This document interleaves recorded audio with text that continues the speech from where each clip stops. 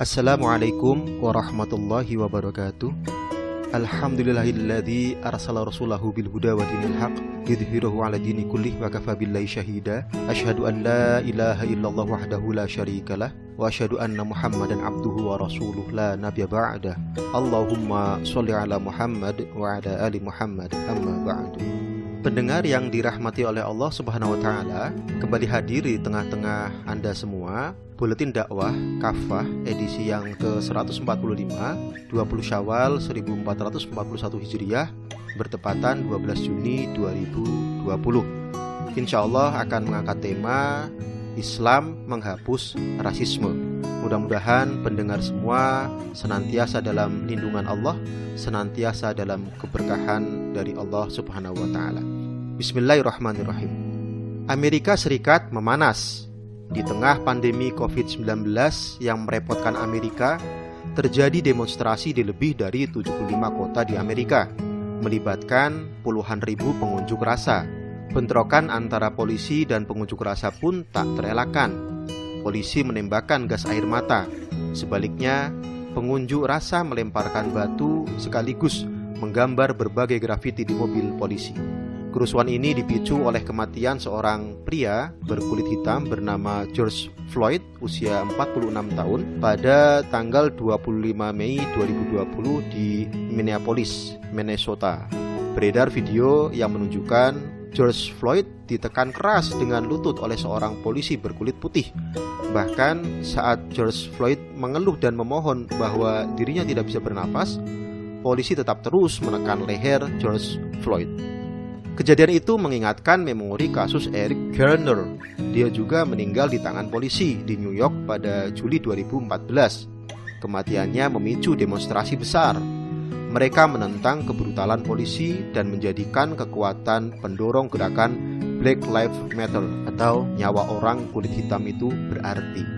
Situasi di atas semakin memanas. Pasalnya, Presiden Amerika Serikat Donald Trump mengancam akan mengerahkan militer Amerika untuk melawan warganya sendiri yang terus berunjuk rasa. Dia mengatakan, ketika penjarahan dimulai, penembakan dimulai. Mengapa di Amerika Serikat yang terkenal sebagai negara kampiun demokrasi terjadi konflik rasial yang berulang? Bagaimana solusi Islam mengatasi diskriminasi rasial atau rasisme? Pendengar yang dirahmati oleh Allah Subhanahu wa taala, dalam bukunya berjudul An American Dilemma, Gunnar Myrdal menyinggung bahwa diskriminasi rasial dan kesenjangan ekonomi telah menjadi cacat bawaan demokrasi Amerika. Diskriminasi rasial tak bisa dilepaskan dari mulai masuknya orang-orang Eropa ke benua Amerika dan berdirinya negara Amerika Serikat. Mereka berkulit putih. Mereka mengklaim sebagai ras superior. Mereka lalu melakukan berbagai aksi kekejaman terhadap penduduk asli Amerika. Berdirinya negara Amerika telah meningkatkan diskriminasi rasial secara legal. Amerika memperluas perbudakan atas ribuan orang kulit hitam Afrika. Mereka didatangkan ke Amerika untuk dipekerjakan secara paksa pada ladang dan tambang baru. Memang perbudakan berakhir dengan amandemen ke-13 Konstitusi Amerika pada tahun 1865. Namun, rasisme tidak hilang dari masyarakat Amerika. Lalu dibuatlah Undang-Undang Hak Sipil tahun 1964. Itu pun karena desakan gerakan perjuangan warga kulit hitam Amerika yang menuntut hak-hak sipil mereka. Namun, secara praktis, diskriminasi terhadap warga kulit hitam di tengah masyarakat Amerika terus berlangsung. Bahkan, tokoh gerakan kulit hitam, yaitu Malcolm X dan Dr. Martin Luther King menjadi korban pembunuhan. Warga kulit hitam sering dicap sebagai pelaku kejahatan dan mengalami perlakuan sadis oleh polisi. Menurut sebuah laporan yang dirilis oleh situs Pandit Fact Amerika Serikat pada 26 Agustus 2014 oleh Kathy Sanders, rata-rata 36 jam pada 2012 dan 28 jam di tahun 2013, warga kulit hitam terbunuh oleh polisi Amerika. Banyak orang kulit hitam terus hidup dalam kemiskinan dan marginalisasi. Menurut laporan George Well dari tahun 1974 hingga 2018, pendapatan rata-rata orang kulit hitam pada tahun-tahun tersebut masih termasuk yang terendah di Amerika. Menurut laporan yang sama, pendapatan rata-rata orang Amerika adalah sekitar $26.000 per tahun. Sedangkan rata-rata orang kulit hitam Afro-Amerika hanya berpenghasilan sekitar $17.000 per tahun. Kondisi politik, ekonomi, dan pengadilan yang tidak adil di Amerika selama beberapa dekade terakhir telah menyebabkan sedikitnya 50% anak-anak kulit hitam hidup dalam kemiskinan. Menurut statistik resmi, tingkat pengangguran di antara orang kulit hitam jauh lebih tinggi daripada orang kulit putih. Pendapatan yang diperoleh orang kulit hitam jauh lebih rendah, bahkan dalam beberapa kasus separuh dari kulit putih. Dari berbagai keterangan di atas, tampak jelas bahwa diskriminasi rasial dan kesenjangan ekonomi berjalan secara sistemik, telah berlangsung berabad-abad dan menghasilkan persoalan yang tak berkesudahan. Demokrasi di Amerika yang menghasilkan kebebasan dalam memiliki akhirnya melahirkan sistem kapitalisme. Kapitalisme telah melahirkan ketimpangan ekonomi dan sosial yang menimpa banyak warga kulit hitam. Akhirnya, sampai kapanpun, konflik rasial di Amerika tak akan pernah hilang. Saat ini pemicunya adalah kematian George Floyd dan viralnya perlakuan sadis polisi. Pada masa depan, kasus-kasus serupa lainnya juga dapat kembali memicu ledakan konflik rasial yang bisa lebih parah. Seperti api dalam sekam, dapat terbakar kapan saja. Inilah alasan kuat bahwa demokrasi sering menumbuh suburkan diskriminasi, termasuk diskriminasi rasial atau rasisme. Pendengar yang dirahmati oleh Allah, Islam adalah agama yang mulia. Islam memposisikan keberagaman bahasa dan warna kulit sebagai fitrah alami manusia. Keragaman sekaligus membuktikan kekuasaan Allah Subhanahu wa Ta'ala. Sebagaimana dalam firman-Nya Quran surat Ar-Rum ayat 22, A'udzubillahi minasyaitonirrajim. Bismillahirrahmanirrahim. Wa min ayatihi khalaqus samawati wal ard wa ikhtilafu alsinatikum wa alwanikum. Inna fi dzalika laayatil lil alimin. Di antara tanda-tanda kekuasaannya ialah Dia menciptakan langit dan bumi serta ragam bahasa dan warna kulit kalian. Sungguh pada yang demikian benar-benar terdapat tanda-tanda bagi orang-orang yang mengetahui. Menurut Imam As-Suyuti, segala ciptaannya ini sebagai petunjuk bagi orang yang mempunyai akal dan ilmu. Islam juga memandang keberagaman suku bangsa sebagai sarana untuk saling mengenal. Dalam surat Al-Hujurat ayat 13, A'udzubillahi minasyaitonirrajim. Bismillahirrahmanirrahim.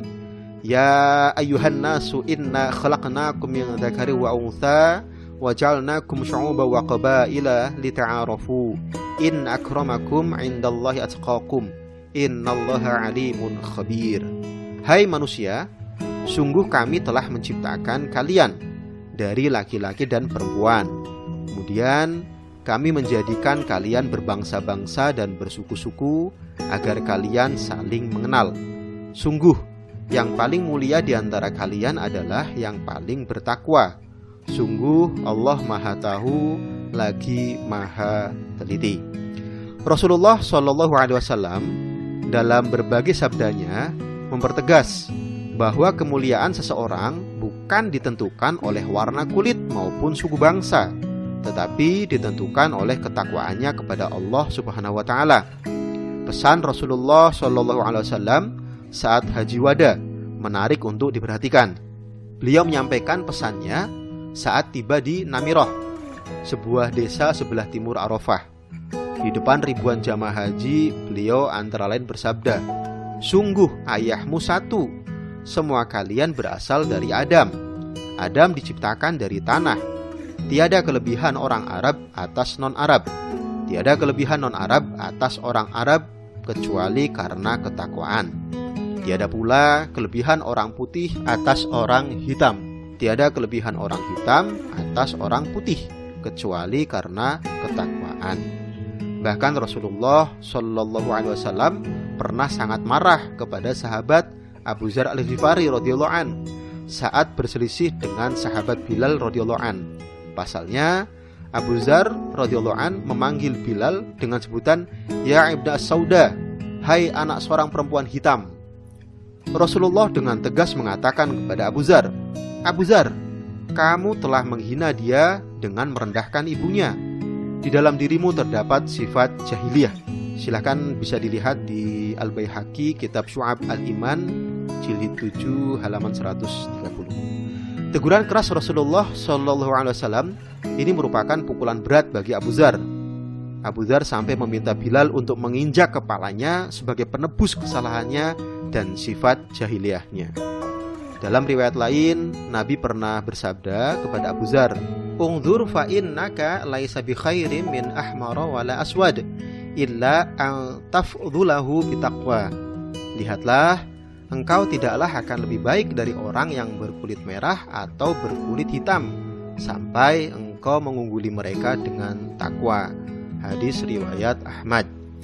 Dalam perjalanan sejarah Islam saat diterapkan dalam sistem khilafah, terbukti berhasil menyatukan manusia dari berbagai ras, warna kulit, dan suku bangsa. Hampir 2/3 dunia selama lebih dari 10 abad. Hal ini tak mampu dilakukan oleh ideologi lain. Wilayah-wilayah yang dibebaskan oleh khilafah Islam diperlakukan secara adil. Mereka tidak dieksploitasi seperti yang dilakukan oleh negara-negara imperialis pengemban peradaban demokrasi kapitalisme. Dakwah Islam oleh khilafah dilakukan tanpa memaksa non-muslim untuk memeluk Islam. Islam hadir untuk memberikan rahmat untuk alam semesta, bukan hanya manusia. Islam mampu menyatukan umat manusia dari berbagai ras, warna kulit, suku bangsa maupun latar belakang agama menjadi sebuah masyarakat yang khas. Semua itu terwujud dalam suatu naungan sistem khilafah Islam. Hal ini sangat jelas diakui oleh sejarawan Barat Will Durant dalam bukunya berjudul The Story of Civilization. Islam telah menguasai hati ratusan bangsa di negeri-negeri yang terbentang mulai dari Cina, Indonesia, India hingga Persia, Syam, Jazirah Arab, Mesir, bahkan hingga Maroko dan Spanyol. Islam telah mewujudkan kejayaan dan kemuliaan bagi mereka, sehingga jumlah orang yang memeluk dan berpegang teguh pada Islam pada saat ini, tahun 1926, sekitar 350 juta jiwa. Islam telah menyatukan mereka dan melunakkan hati mereka, walaupun ada perbedaan pendapat maupun latar belakang politik di antara mereka. Wallahu a'lam bishawab.